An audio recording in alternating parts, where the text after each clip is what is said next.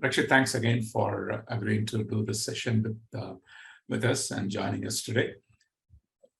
Can you start this, Rakshit, maybe with introduction about you, your career, and how you reached where you are today, and also your role in Deriv, right? If you can start with that, that would be great.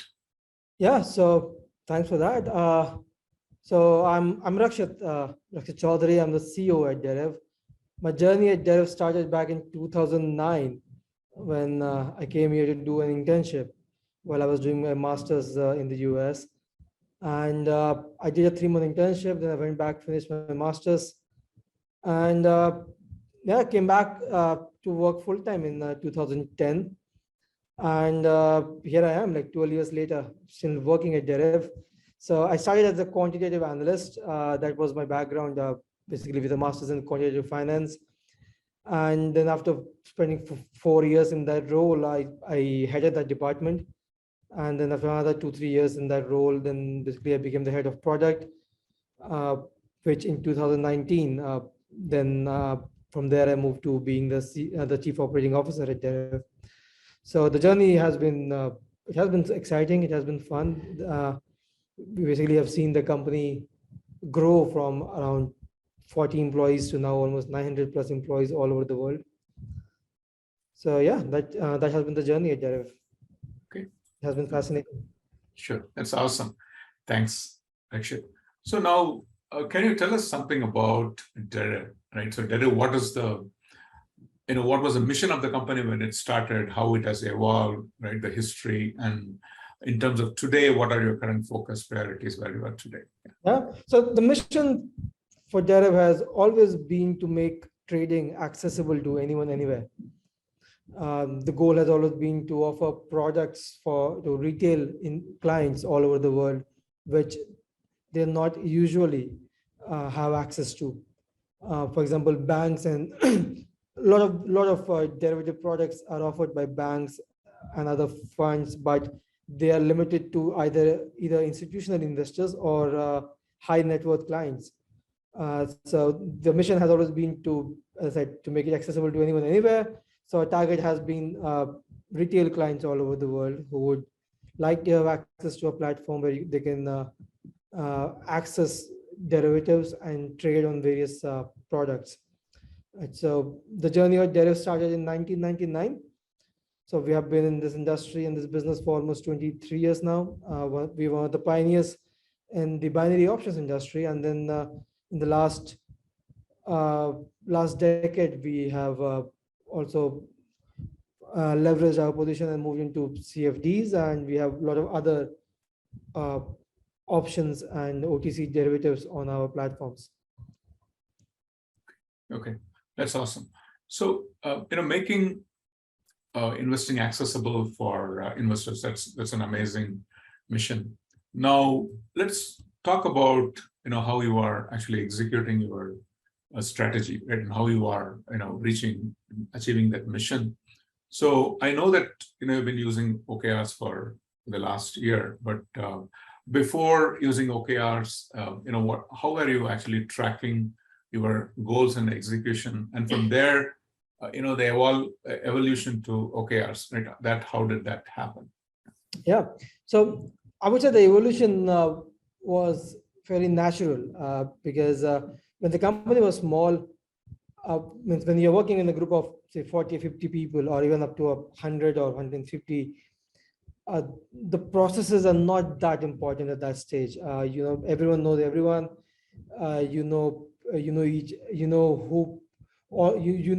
About all the projects being worked on. You know who is doing what in the company.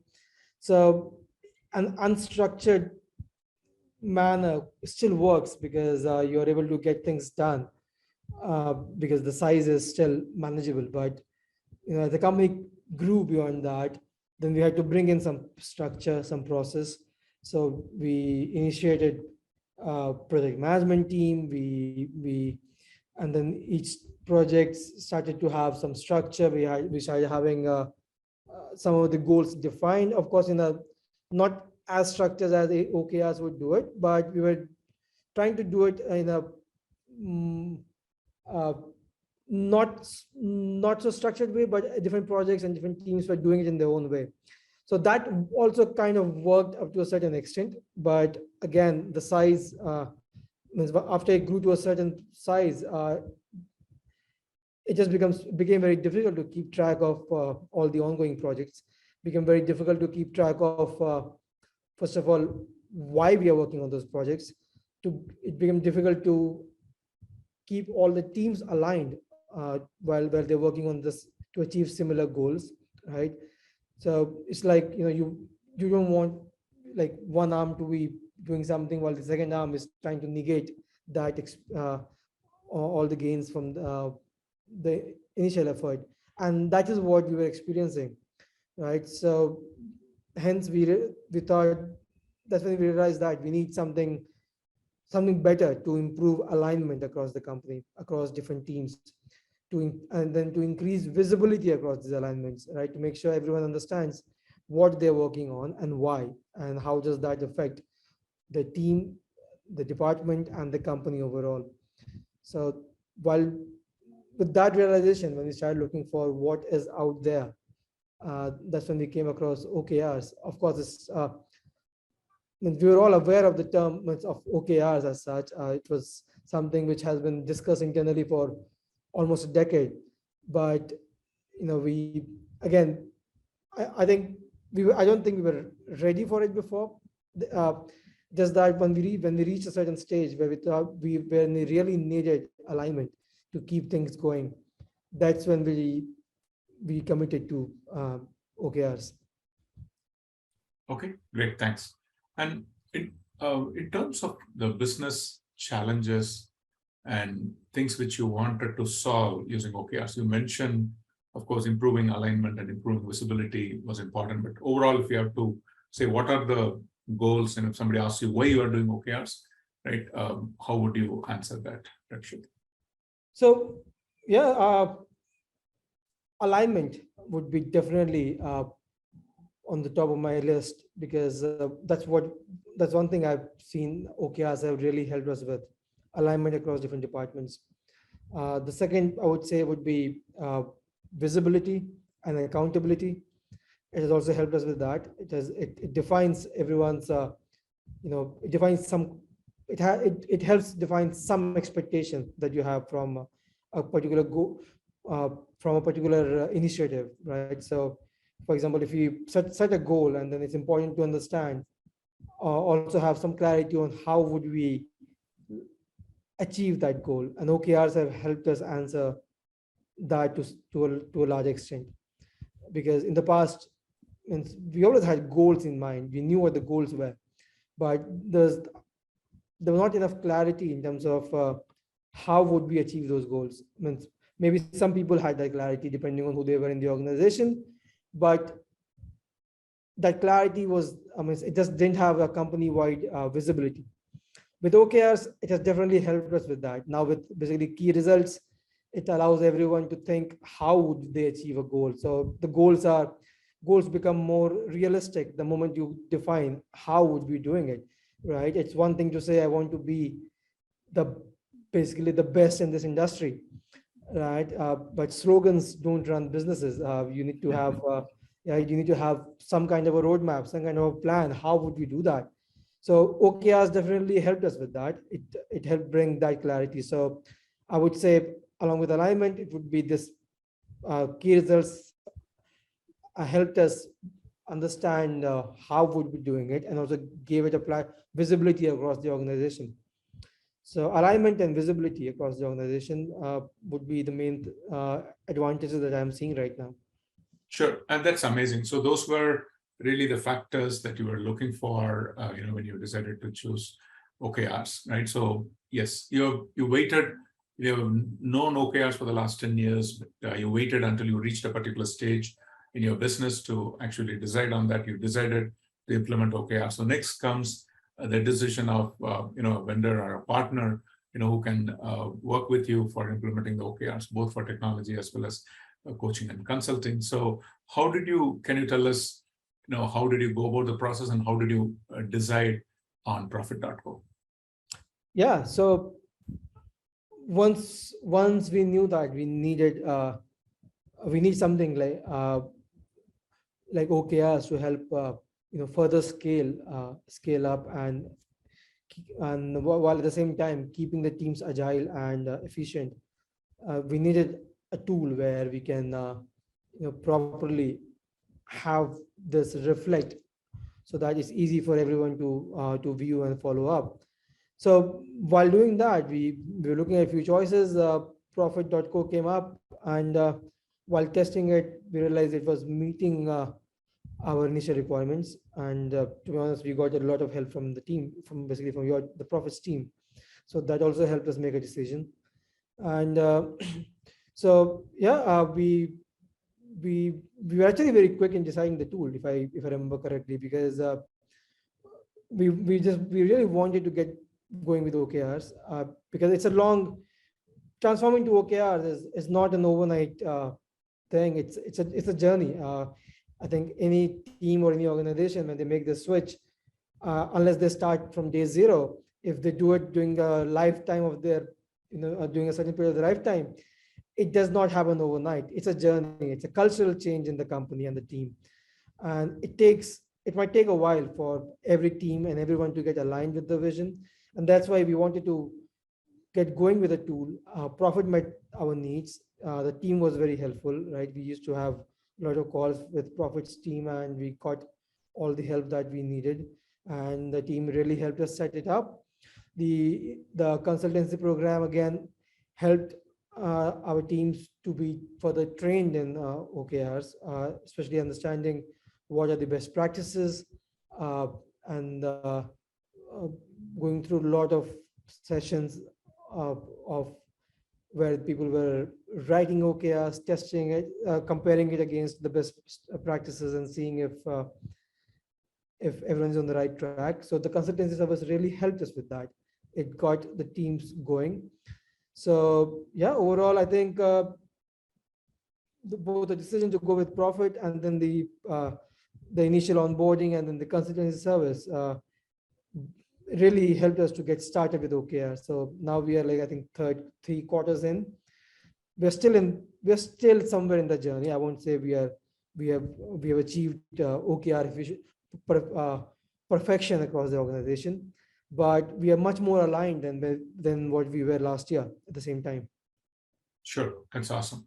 Now, from what I've seen with Deriv, I think one very great thing about Deriv has been the way you have scaled up, right, and rolled out OKRs across the board, while the business itself, right, the industry in which you are in itself went through a huge surge, right? With COVID happening, trading volumes shot up, and crypto wave also started happening. And I know that you were actually doing a lot in mobile, right, a mobile first type of strategy, and with your customer success, you were wrapping up. So across the board, right, how did you actually, what's the really secret sauce for you in terms of how you have actually scaled up, right, both your business and using OKRs, right, how you have actually done this, and whether any change management things you did, any advice you have, anybody who's going to implement OKRs based on your experience? Yeah, that definitely is a challenge. As I mentioned, it's a big change. It's a cultural change. It changes how things have been happening until that point. So the one thing that really worked for us was that the push came from the top management itself. So any such change, it needs the buy-in from the senior management teams. It needs the buy-in from all the key decision maker, and then it also needs them to be fully hands-on in the initial journey. They have to drive it forward. So the initial change should not be delegated, as far as my experience goes. It should. So being hands-on initially, where we had this some of the key people in the senior team driving this initiative, definitely helped us with the change. It also helped convince others that this is something being done for the overall improvement and basically improvement in their own efficiency and communication and visibility. So it's more about uh, getting the buy-in from the key people, educating them on the benefits, seeing how and why they should be, using OKRs and how it helps them, their team, the department, and then through that the company. And once you have that, it becomes easier. So before pushing the change, it's the key is to more like educating people on why. Uh, once that once that buy-in is there, the change itself becomes much easier, because then you know it's easier than to delegate OKRs to teams, departments, an individual level where people can write up OKRs for their own self. They can work on the OKRs for the teams. Then they can see how that aligns with the department, and so everything else becomes a bit easier once people understand what and why they are doing.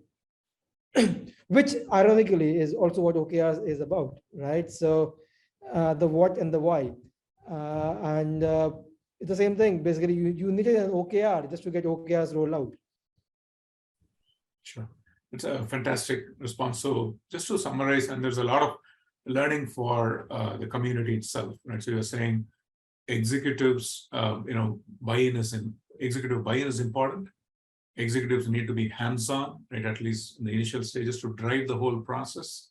Right? And third thing is you're saying start with the why. Explain people why we are doing this, and then it becomes much easier to really roll it and cascade it, right? We start with a company, but then we cascade quickly across down to the department, and the alignment naturally happens, right? Yes. So that's amazing. So in this journey so far, again, I think whatever you're sharing is very beneficial to the community. But what sort of challenges, do you think you encountered so far, and any light that you would like to share in terms of how did you overcome those challenges, execution? Yeah.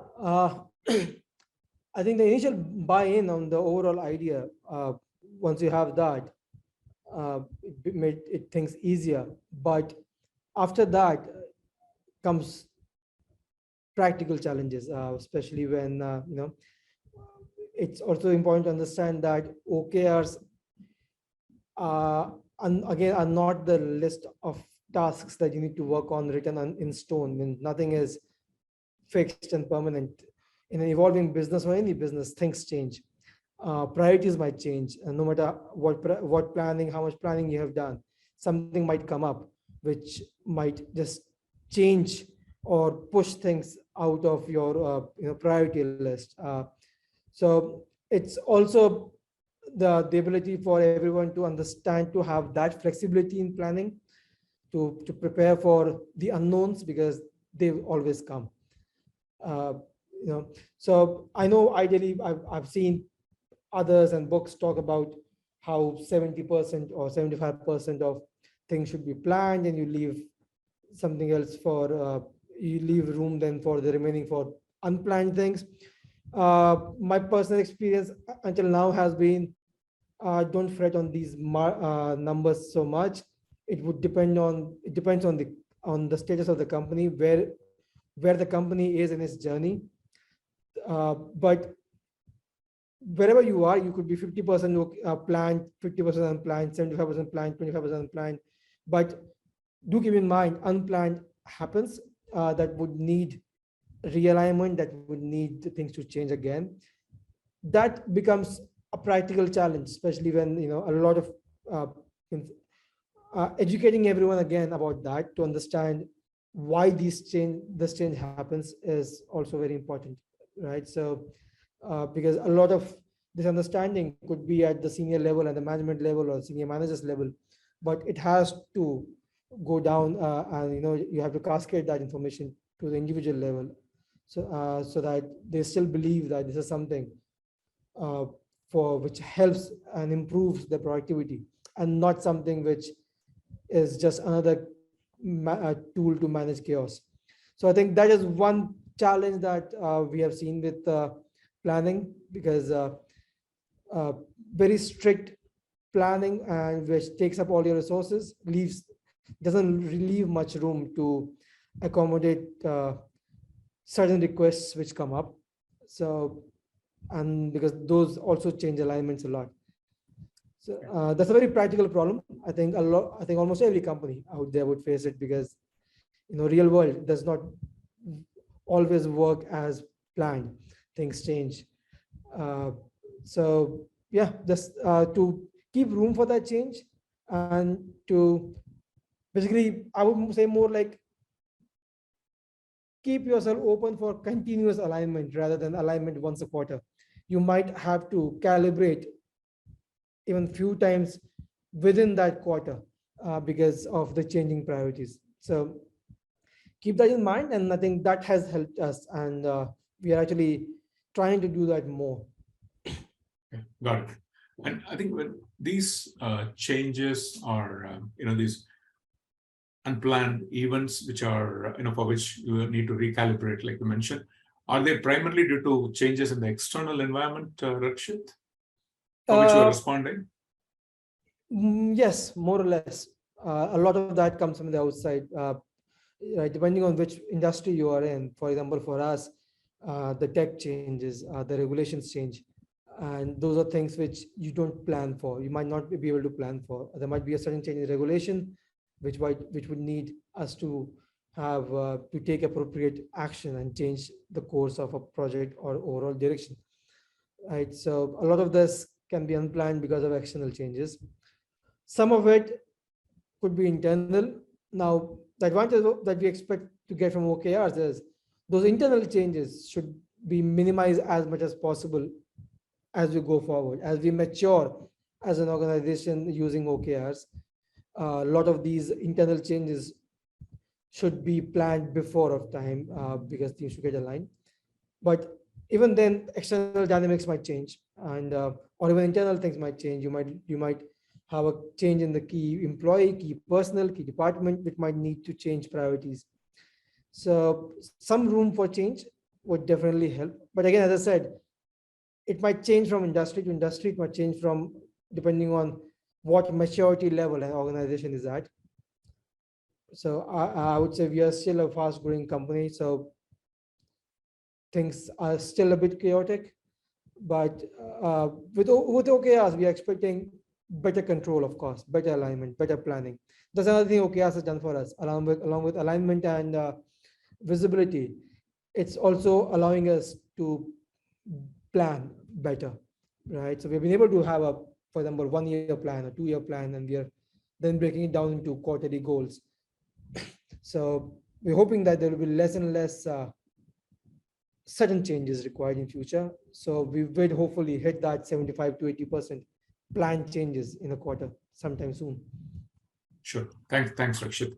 That's very illuminating. Now, you've already touched upon the benefits that you were looking for and the benefits that you've already accrued, right? But I had a question specifically on it. And knowing Deriv, I know that you have really managed progress in a lot of areas, right? You have engineering, you have customer success or customer support, right? So you're working in multiple areas. You are actually bringing in people from pretty much every continent, right? I remember people from 57 nations work in Deriv, right? So you have, you need to align everybody together. All these challenges are there.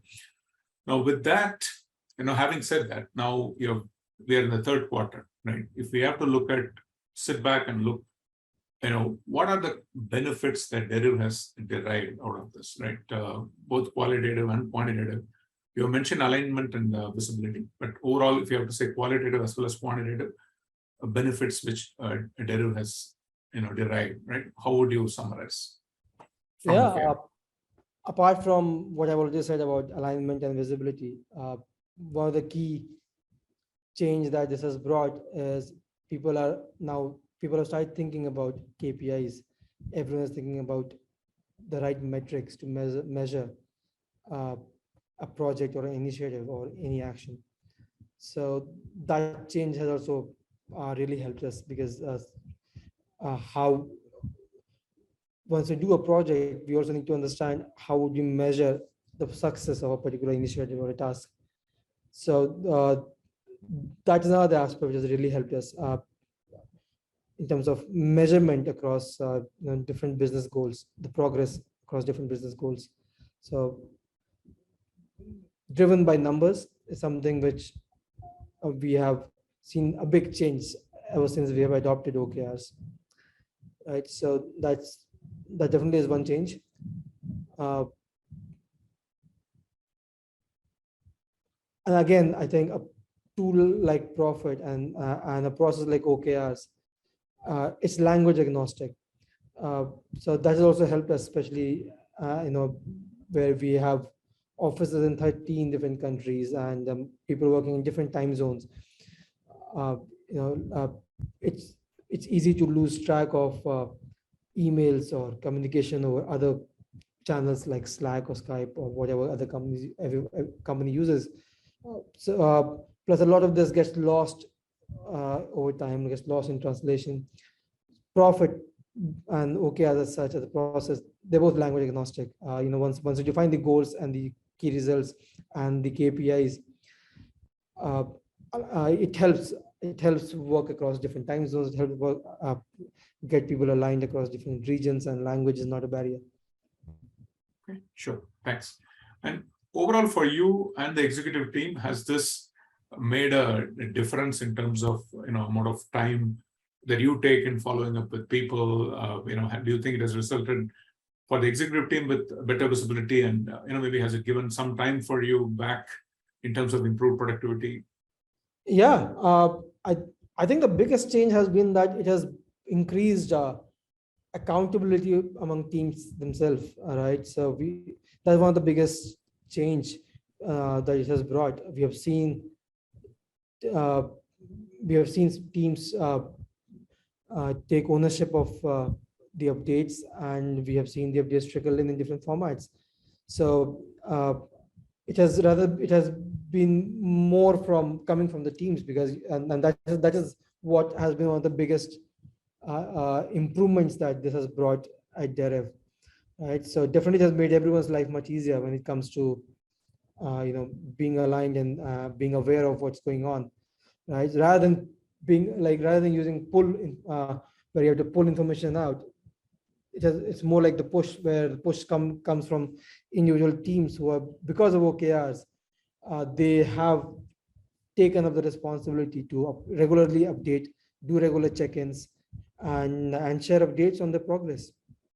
Okay, so which means you spend less time on, let's say, following up with people and let's say putting out fires, right, rather than the Yes, responses. because this has definitely become more structured. As I said, it's rather than being worrying about pulling everything out, it's coming from the teams themselves, and you get regular updates in different teams of different formats, but overall the process is the same, and it has definitely improved alignment and accountability and responsibility. Okay, sure, thanks. And any feedback from the team overall? How does your team feel about the journey so far? Have you heard anything from them? Overall, means I think the feedback has been positive from everyone. Most of the people who have worked on this. Of course, as I said before, it's a cultural change. A lot more effort has to be put in writing of OKRs, defining the objectives and the key results, and coming up with relevant metrics to measure the progress. So it does look like an extra work on top of what everyone was doing before. But over time, the extra work, because of the improvement that it brings in terms of alignment and productivity and responsibility, it just makes everyone's life much easier in future. So it's worth all the trouble. Plus, when you start writing down your own plans and ideas, it just brings a lot of clarity that when you have things in your head or on 5 different places, things are not that clear. But when you put everything in one place and you have it in writing somewhere, in this case OKRs on Profit, the clarity just comes. You start seeing how the blocks connect to each other, right? So that also has improved, has been something very beneficial for us and across the organization, where an individual can see what they are contributing, how that connects to the teams, to the department, and how that contributes to the organization, and from both sides. So the connection of blocks across the organization, that's more visible now. and definitely a very important benefit from this exercise. Okay, sure. So probably the final section of our interview. Now we have been very fortunate, from Profit.co, we've been very fortunate to work with somebody like Deriv. We have had amazing support, from right from the top, from you to everybody else in the organization. It has been an absolute pleasure when we have a client like this to work with. So we really wanted to thank. But wanted to hear from you. What has been your experience about Profit.co? Right, the company, the product, the people, the coaching, support, right? Different aspects are there, right? Anything that you would like to share? Yeah, as I said, we went with Profit because uh, we were satisfied with the tool, and then the team was fantastic, right? The support we got from your team, the support you got from you, from Netaji, uh, uh, from the others involved before, it has always been fantastic. We have all the questions have been answered. Uh, the training sessions, the initial training sessions were really helpful to get everyone started with the concept.